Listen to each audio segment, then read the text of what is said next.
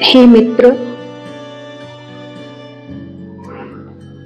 पूर्व का पुरुषार्थ आज का भाग्य बनकर उदित होता है। आज का पुरुषार्थ भविष्य में भाग्य बनकर के उदित होता है। पुरुषार्थ ही भाग्य बनकर के आता है।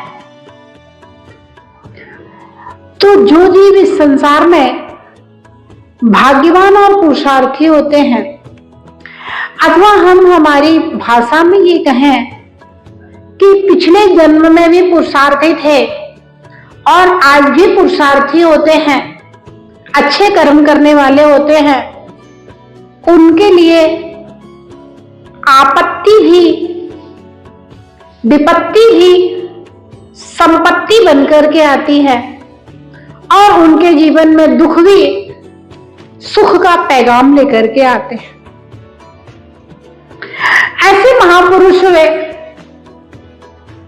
जिन्होंने अपने जीवन में कष्टों को देखा, कष्ट आए, लेकिन वे कष्ट हमेशा हमेशा उनके लिए उपलब्धियों का कारण बन गए। प्रद्युम्न के भाइयों ने घर से निकाला, 16 बार उनको मृत्यु के मुख में भेजा, लेकिन जब जब प्रद्युम्न के भाई ने उनको मृत्यु के मुख में भेजा, तब तब वे कोई ना कोई विद्याएं लेकर के आए।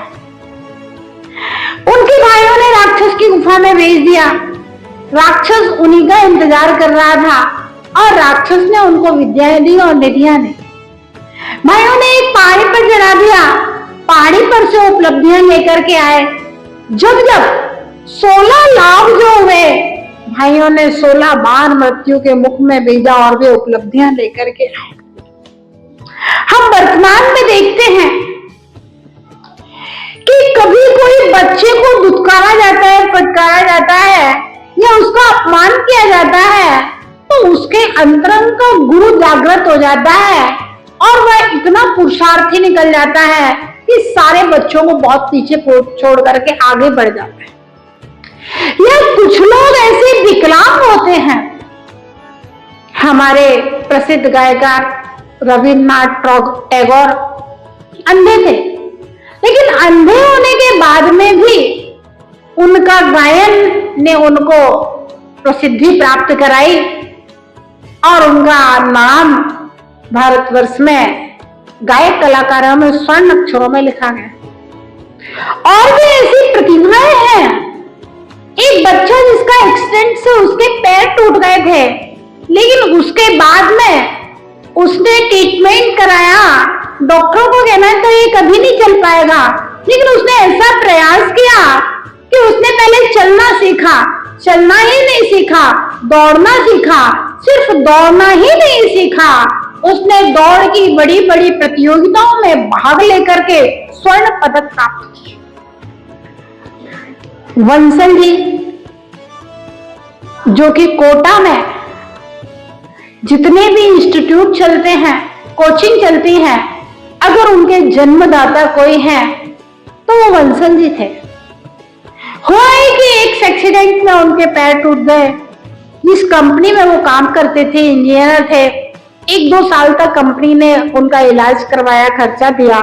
अंत में कंपनी ने भी जवाब दे दिया और जब वे अपने गृह नगर कोटा में आए तो उनके मन में एक उदासी थी, अब क्या करूं, क्या नहीं करूं, कैसे जीवन चलेगा, कैसे आजीविका चलेगी।